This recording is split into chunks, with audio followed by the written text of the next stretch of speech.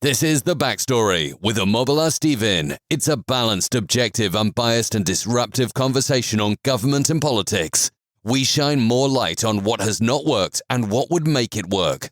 And now, to the finest, personable and engaging host extraordinaire, Omobola Stephen. Tune in. Good to have you on the show. This is The Backstory with Omobola Stephen. On The Backstory, we focus on government and politics with other subtopics like the society and culture, the environment, science and technology. Now, we realize the importance of also knowing the beauty of embracing changes and also the peace that the world needs, especially in these distressing times of our lives. We emphasize the need for us to begin to embrace the changes that we need in order for us to see the changes that we really anticipate. Now, there are issues bothering the world in general, major issues that are yet to be tackled. Now, the major focus of the Backstory with Omobola Stephen is to bring light onto this discussion, to these topics. We try to shed more light on what has not worked and what will make it work. We distortive mindset conversations and on expert and professionals who are adept in this topic. Today, we'll be talking about the environment, and I have A.M Halvorssen, who is an author, an international lawyer, and a climate change advocate on the Backstory. Now, she focuses on environmental issues, especially climate change. Welcome to the Backstory, A.M Halvorssen. Thank you for having me. Thank you for joining me on the show, Anita. Excited to have you share your thoughts on the environmental issues, especially climate change that is bothering the world in general, yet to be abated. But we believe that as long as we continue to have this discussion on the right platform, change will always come. So we understand that climate change is a long-term shift in temperatures and weather patterns. Though it may be natural indeed, but since the 18th century, human activities has been the main driver of climate change. Anita, how do we allow this to happen? Could you repeat that question, please? All right. Yes, I'm beginning my introduction. I'm beginning the show with this introduction as we've come to realize with the passage of time that climate change is a long-term shift in temperatures and weather patterns. And now that's what we are told in school. That's what we learned in our geography class. Right. So yes, we know that some of them may be natural, but since the 18th century, if I am right, human activities has been the main driver of climate change. Yes. Now, yes, the question I would like to ask is, how did we allow this to happen? Oh, okay. I'm sorry. I caught the last bit I missed. Okay, so how we allowed this to happen? We weren't paying attention because the knowledge has been out there since way back that adding more carbon dioxide into the atmosphere would then warm the climate. And the sad part is that there wasn't enough action to address the issue. And then we started getting all the international approach on it with the first Framework Convention on Climate Change in Rio in 1992. And then we got the Paris Agreement after we had Kyoto and others. We got the Paris Agreement in 2015. So the sad part is that our whole society, all societies on this planet have been driven by fossil fuels, and fossil fuels are the primary driver of climate change because when you burn the fossil fuels, you emit carbon dioxide. So that's the big problem. So, and then the fossil fuel industry was aware of this problem, and at least as far back as the 70s, and then decided that they were not going to emphasize that, but emphasized instead that this could have many other causes, and very unfortunate. So now finally at the last conference of the parties on the climate connected with the Paris Agreement, you then had the decision that we are to transition away from fossil fuels. So that's been a long time in coming, but now it's finally been emphasized, and then that's where we should be going. So it's very easy to just carry on what you're doing, but of course this is not the way we should be going, because there's a very small window of opportunity now where we actually can make a difference, and we have to move to renewable energy is the main thing. And it turns out that renewable energy, the prices have come down so far when it comes to wind and solar power as far as wind goes, the prices have dropped 70% and solar power dropped 90% in price. So we can definitely move much faster. And the incentives to do this, for instance, in the US, I'm an international lawyer, not a US lawyer, but in the US, you have the Inflation Reduction Act that then has brought a lot of incentives so people can get EV cars and things, but it's not enough. And not everybody can afford an EV car, an electric car. But some places they're pushing a lot more. In Norway, they did. For instance, 80% of new cars are now EV cars in Norway, for instance. And there's movement there, but we have to do a lot more and a lot faster, and then absolutely set the dates to then get out of fossil fuels, and that doesn't seem to be the case. So it's unfortunate because the emissions of carbon dioxide coming primarily from burning fossil fuels is something we should then understand, that we have to get out of fossil fuels. Yet the fossil fuel industry is focusing more on the fact that we have to, even if we stop using fossil fuels, there's still too much carbon dioxide in the atmosphere that we would have to take some out for some usage of fossil fuels for the hard to produce manufacturing processes like producing steel and cement. There you actually have to use the fossil fuels still, but then you have carbon capture and storage, which is a way of taking the carbon dioxide out of the air. That technique, though, is not a way of saying, well, we'll just continue with fossil fuels because we'll just take the carbon dioxide out when it's being burned and when it's been burned. But that doesn't work in the long run. We have to actually get out of fossil fuels on the long term, so we can actually address the problem of the warming, because it's just getting worse and worse. Many places in the world, it's just really bad, and people are dying as a result. And whether it's because there's food scarcity or food shortage, or because of droughts, and then there's flooding, and then there's wildfires and all this stuff, which is just the extreme weather events are getting more and more. That's the problem. All right, I would still like us to emphasize that the fossil fuel industry, Anita, do you think that there are latest trends or facts that we need to know about the fossil fuel industry? Excuse me. And also, I'd like to ask another question following this. Is it possible to have a fossil fuel phase out? Is it possible to have phase out? That's Yes. right. We have to actually focus on it. And right now, it's so much power that the fossil fuel has in most places.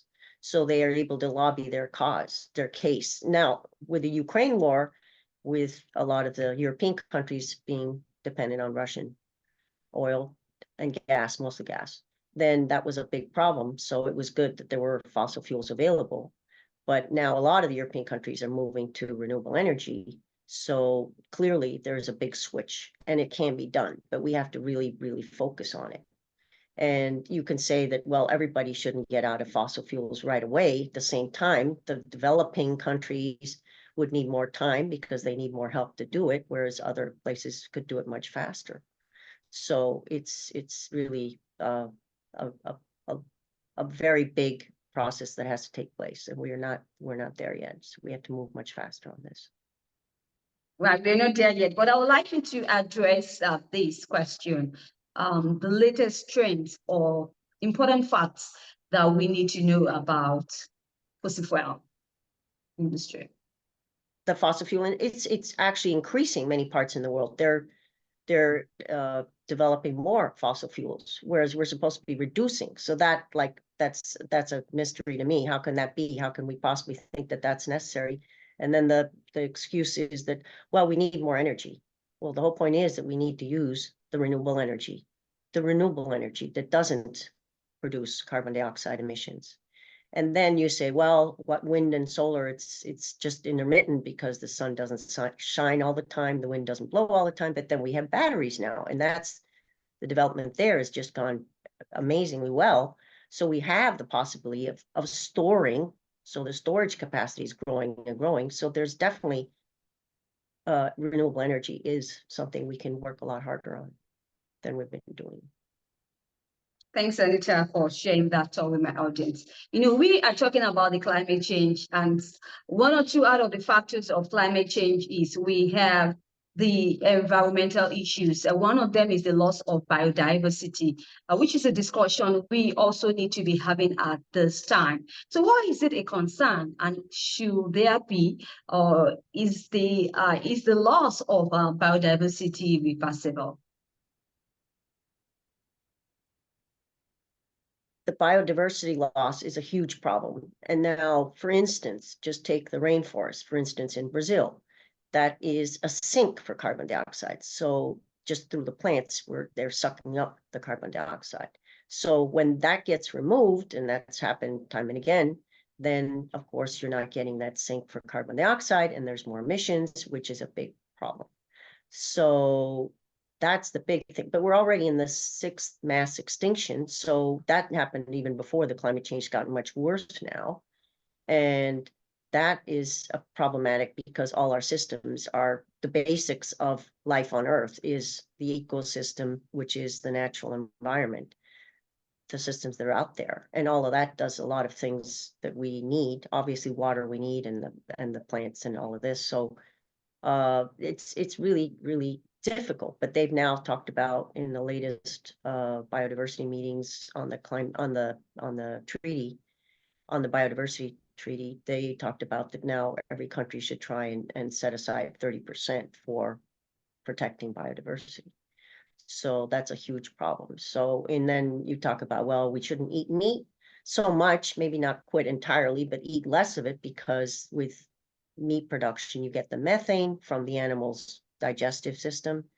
And then you have, of course, removing rainforest to produce more cattle, to have more cattle for more meat production. That's also a big problem. Right. So, Anita, I'm just thinking out loud. If we don't tackle climate change, what do you foresee?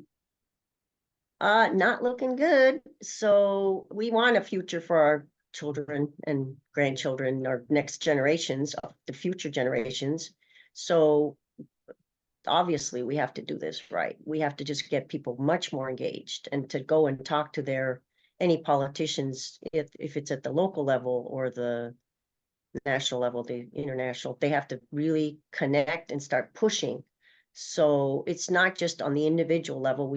The ones who can afford put solar panels and drive electric cars, but we have to engage with the politicians a lot more, and then vote when you can, obviously.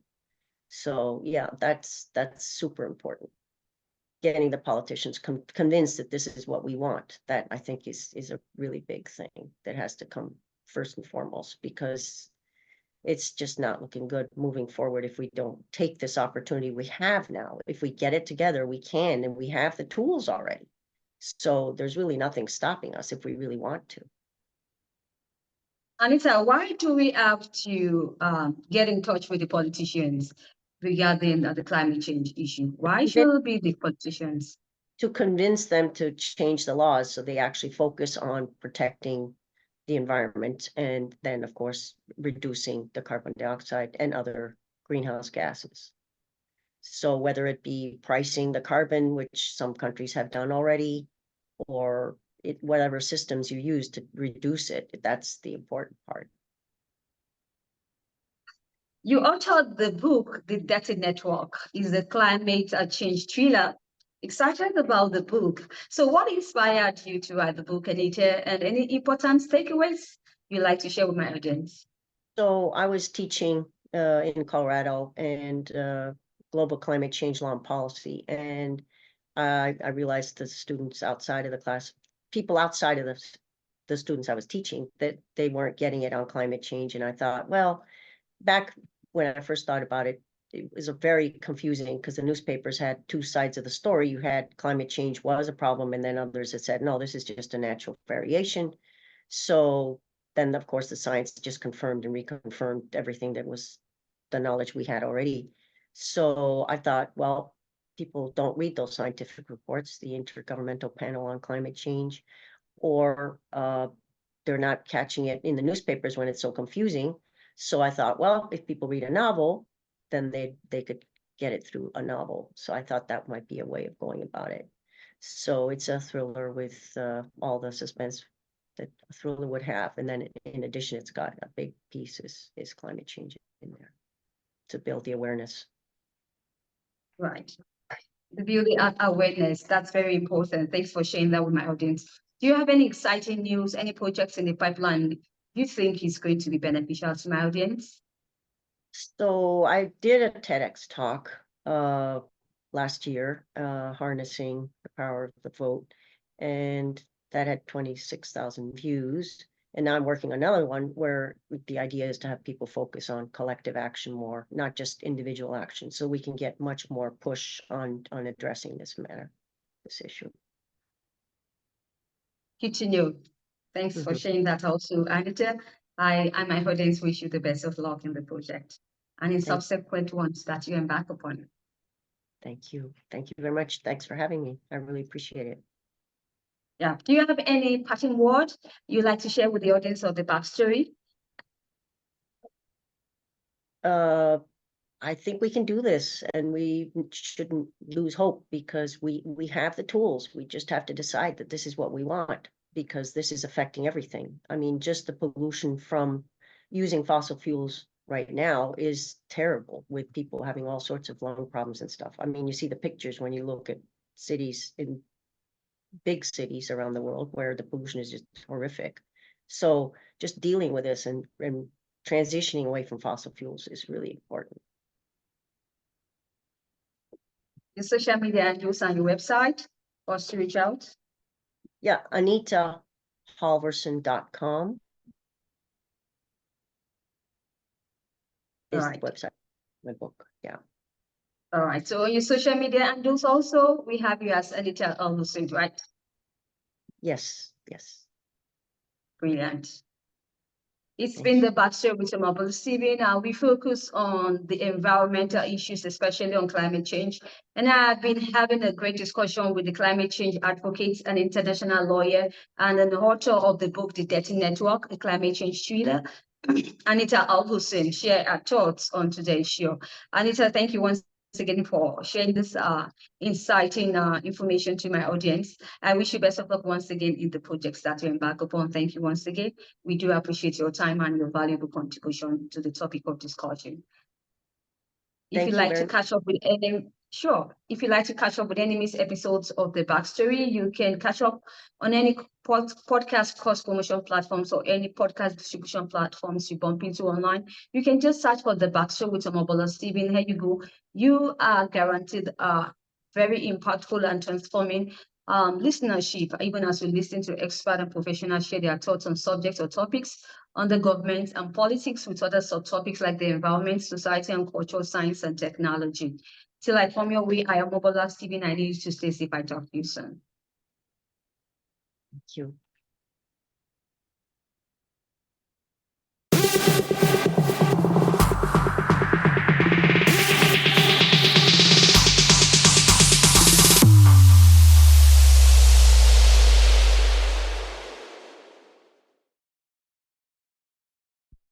If you enjoyed today's episode, make sure you subscribe and leave us a review.